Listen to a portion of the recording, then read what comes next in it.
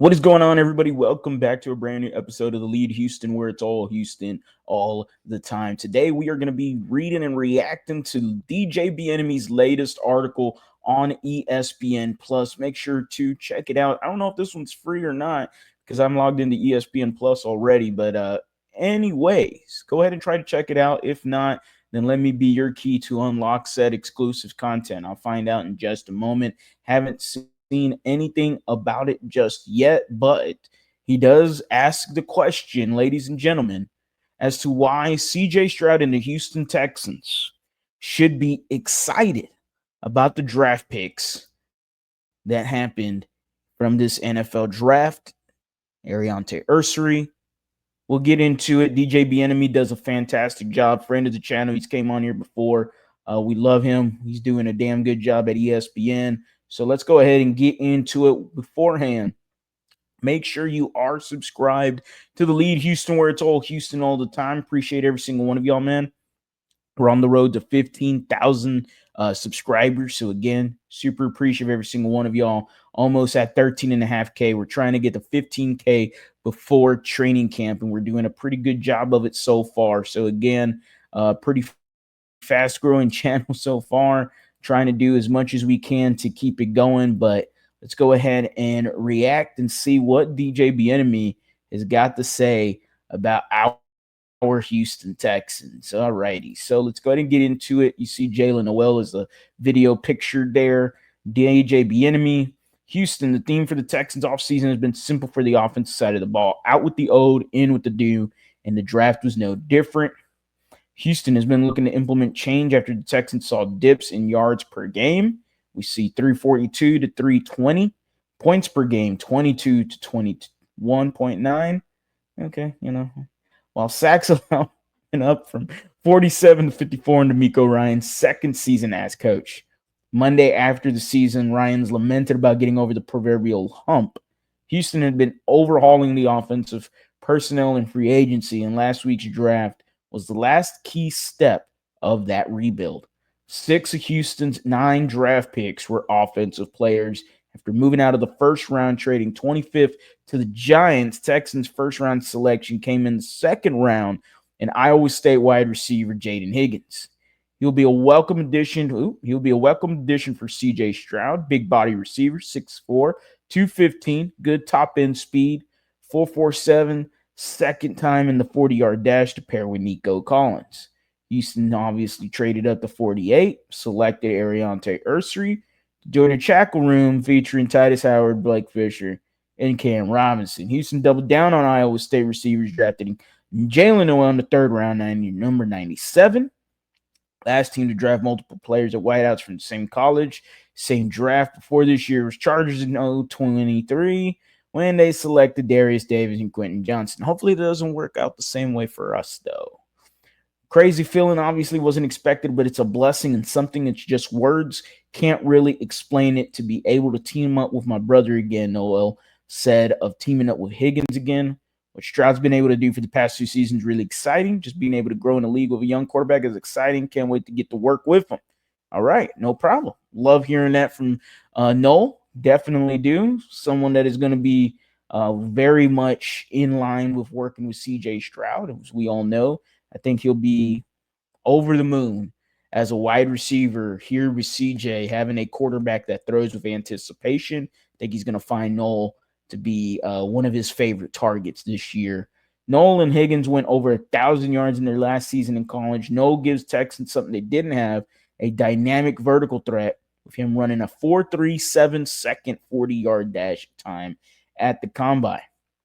After the draft, Ryan spoke about adding Iowa State duo and said Stroud should be excited about the targets that he has to throw to.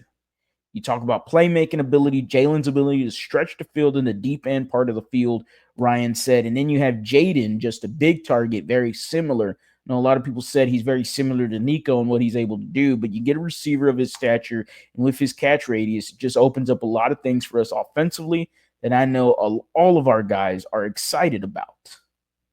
Texans receiver room, as we know, saw an overhaul last year. Gone are veterans Diggs, Woods, replaced with Kirk, Watson, Berrios. along with draft picks. They join a room featuring Nico, Tank, John Mechie, Hutch. Dell's coming off a serious knee injury, be sustained in December of 2024. Unknown recovery timetable, but there's a chance he doesn't play in 2025. The O-line, the Texans moved off Pro Bowl left tackle Laramie Tunsil, left guard Kenyon Green, Shaq Mason, replacing that with a trio of Cam Robinson, Trent Brown, Lincoln Tomlinson, trading for former Minnesota Vikings guard Ed Ingram. Now with the addition of Ursery, the Texans will have an open competition across the board, and GM Nick Casario's message to the group is let the group compete. If you play one spot, you better be really good at it, Casario said. If you play multiple spots, it creates more opportunities for you. We will put the 5 best guys out there whenever we need to play in September. Texans made it clear with their moves. They're trying to make changes to get to the next level. Now that May is here, the work begins for those pieces to start to gel as they try to get to the next level. Now, pretty good read right there. I think the biggest one is we're going to stop right here. The biggest highlight is right there.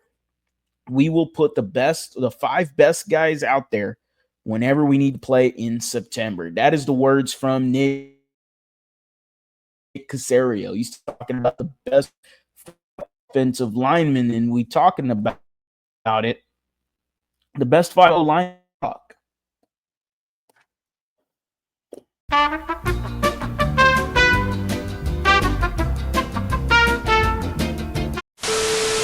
The thing I'm highlighting right there is, to me, the most important part in this whole article is talking about Nick Casario and his speak of the offensive line, saying he will put the best 5 guys out there whenever we need to play in September. I think the best 5 guys, Cam Robinson at left tackle. You got Titus Howard staying at left guard. I still believe Juice Scruggs is the guy that they're going to rely on at center. Right guard, I am not quite sure what they're going to do at right guard. I really don't. Is it Ed Ingram? Is it Lincoln Tomlinson? Lincoln Tomlinson hasn't played right guard, but who knows? You got right tackle Ariante Ursery or Blake Fisher. Can one of those guys move inside the guard? I don't think Ursery's a guard. 6'6", 330 plus. You proved me wrong, but being that big, I'm not quite sure if he can have the flexibility to move inside. Can Blake Fisher move to guard? Absolutely not. I don't think Fisher has that bend either to play inside. And I think it's pretty laughable when I see people throw those guys inside. I do. Until they show me, I don't see it happening. So the Houston Texans are going to try to put the best 5 guys out there. At the same time, can those guys play positions that they're not used to playing? And Ariante Ursery and Blake Fisher, I'm just not quite sure those guys are guards. I think they're competing for that right tackle spot. Trent Brown isn't in my competition in any sort of capacity unless you just choose me something different. But way too many injuries. I think he's just a veteran that is going to help this team during training camp and could be cut around preseason. Who knows? Ultimately, the Houston Texans, they talked about weapons. DJ Bieniemy's talked about weapons, and they talked about the offensive line. Those are the 2 biggest takeaways here. And we're talking about DeMeco Ryans saying that CJ Stroud should be excited about the targets he has to throw to.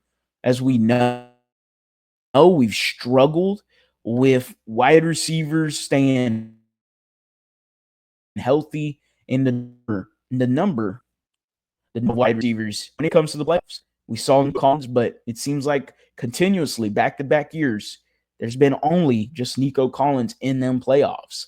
We've seen Hutch and Metch. That's about it, though. We hadn't get an opportunity to even see Tank Dell in the playoffs. We didn't get to see Stephon Diggs finish the year out. And we got another year of Hutch and Metch not filling up to the opportunities that they were supposed to be taking. They just haven't met those. So signing 2 veterans in Berrios and Justin Watson and then drafting 2 rookies tells me and leads all the fans to believe that the Texans are trying to improve this wide receiver group and turn it upside down. That way, when CJ Stroud, when guy goes down, there's no problem. You got 4 wide receivers currently. All of them. Nico Collins has missed a few games. Nothing too crazy. Christian Kirk has some injury history the previous 2 years. Higgins and Noel are been pretty much Iron Man during their times at Iowa State. Hopefully that continues to stay the same. Hopefully that trend continues here with the Texans.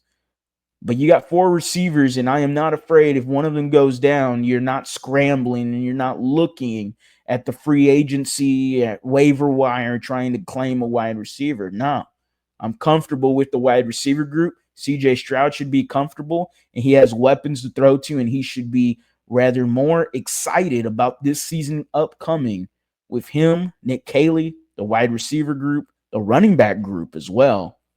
The O-line has some concerns, and I get it, but I do believe that the Houston Texans are going to figure it out, and they're going to have their guys more prepared, and I'm going to continue to say that.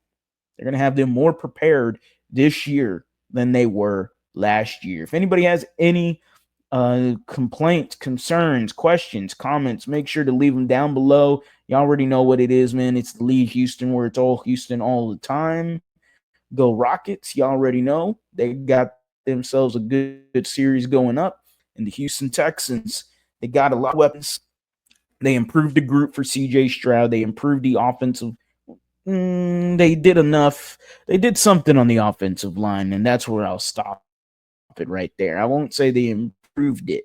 Until I see it on the field, then I can say that they improved. But it's going to be a big ask considering trading away LT, and you replaced a lot of these guys with guys that are very average to below average linemen. But again, I do believe that Nick Caley and Popovich and the Texans got me believing that them 2 guys are the answer and the remedy for what was the offensive line's woes of this previous year. Let me know in the comment section whether you agree or disagree with DJ Bieniemy's article. As always, guys, go Astros, go Rockets, go Texans. You have a blessed day.